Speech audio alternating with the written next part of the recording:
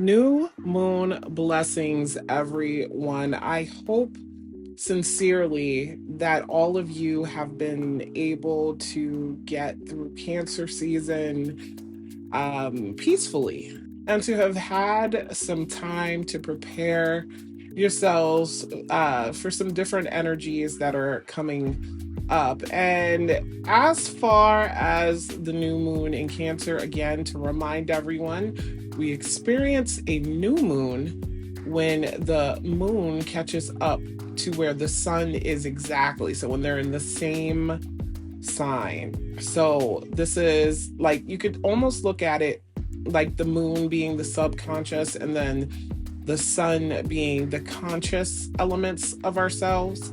Those things aligning in the sign of Cancer that the moon actually rules. So the moon loves to be in Cancer. And as the fastest moving luminary that we have, the moon transits a sign every 2.5 days.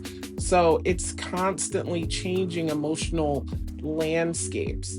Now, it being home in the sign of Cancer, is important for a lot of other reasons too, because of the aspects that are being made to this new moon. So the first thing that I noticed is that Uranus is sextile the moon within 2 degrees.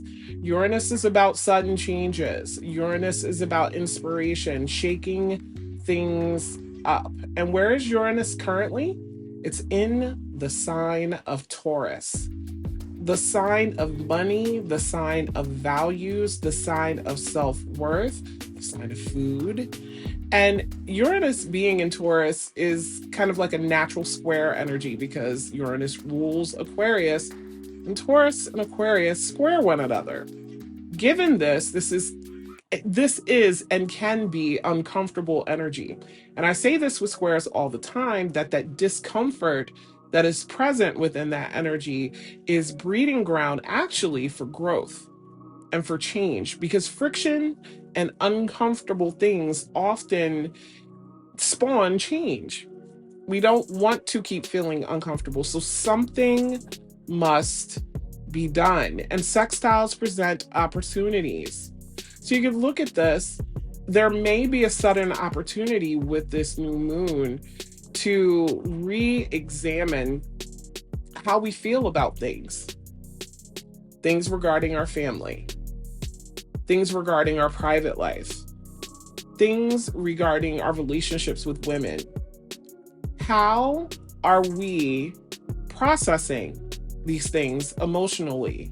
What have we been allowing ourselves to feel, and what have we not been allowing ourselves to feel? And there's an opportunity here for great intuitive wisdom about what we're feeling, about what's going on in our private lives. And then because, Neptune is also trying the moon by 2 degrees. Woo, okay. I would look at it this way. And trines are, easy flowing energy. This does not automatically mean something positive is happening. But what I will say is Neptune is home in Pisces and this moon is home in Cancer. These two energies in their home places are very strong, are very potent. Water energy is going to be heavy emotional energy anyway. So this is just giving the moon extra, extra, extra, extra, extra. And the sun is here too, since it's a new moon, but it's giving extra depth as far as feelings.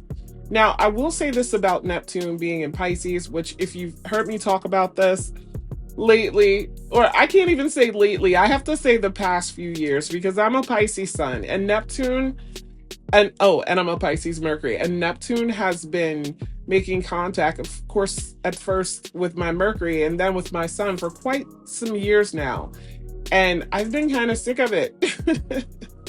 Even though I have found a way to embrace this Neptunian energy as being very much a catalyst for me to reconnect with, what I want to create with my imagination, Now, I will say, because of the way that this new moon is configured, I would not advise anyone to let their imagination run away with them about what they're feeling. Are you deceiving yourself?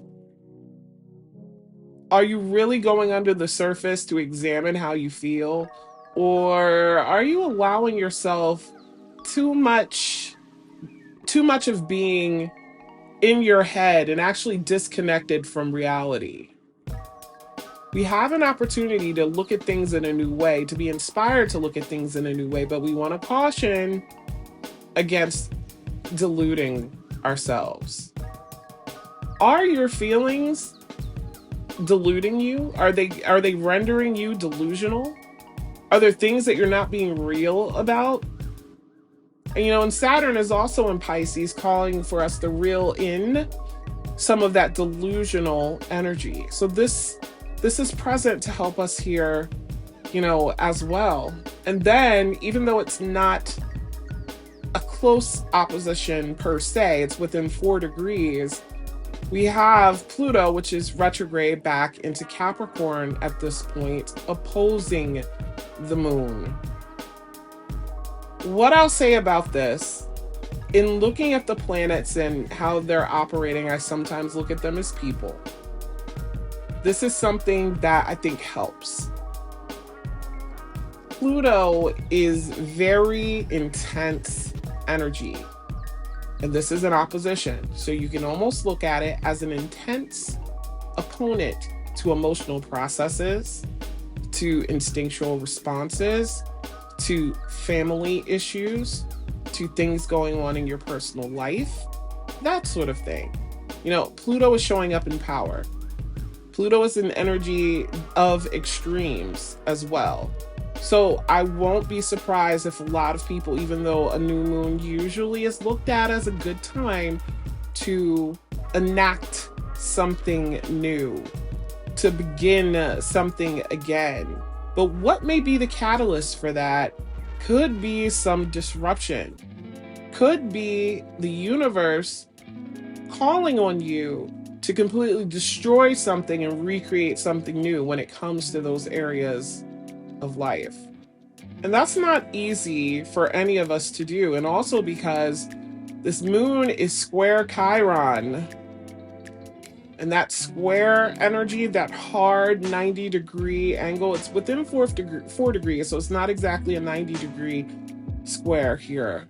But Chiron being in Aries, where the North Node is about to move, and which will eventually kick itself up in a whole different way, which I'll speak about a little later. But this is emotional wounding. What sort of friction exists between how you feel and what hurt you? It's interesting because in talking to a few of my friends over the past week or so, a lot of us are going through something where we're realizing how we process our disappointments and emotional hurts, and how those patterns and cycles continue on sometimes, despite the fact that those cycles don't serve us any longer. There's a releasing, even though this can be kind of looked at in the way of you see posts and people are like, no, you release on a full moon. We're constantly going through different things individually that call upon us to release stuff that we should be. And also, given the fact that when we're looking at this moon and we're understanding that we're at 0 degrees of the nodes when this occurs, even though the same day the nodes do shift to North Node in Aries, South Node in Libra.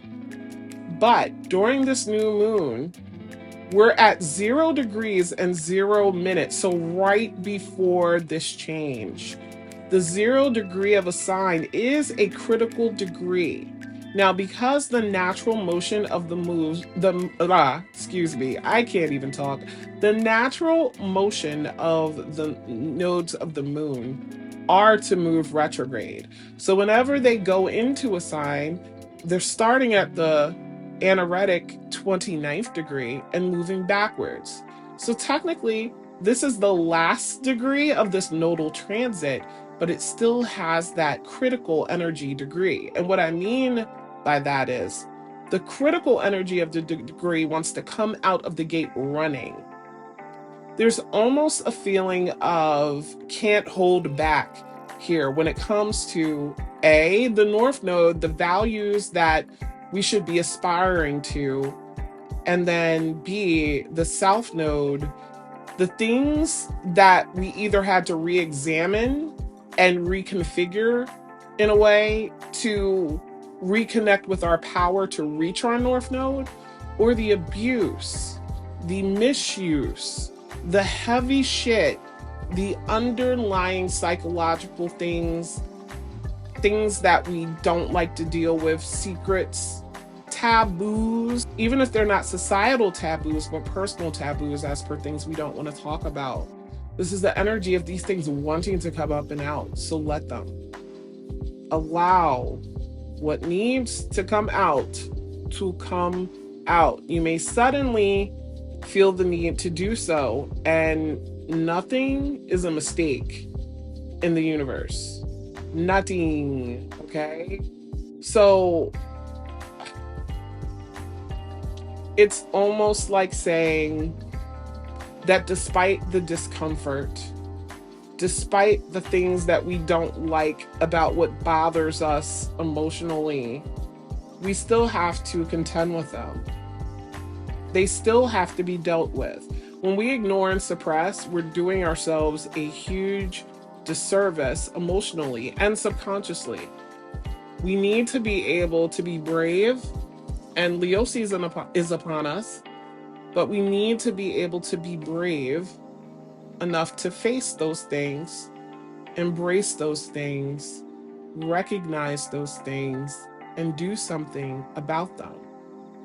So much love to everybody. New moon blessings. And stay tuned for my North Node in Aries, South Node in Libra talk. Peace.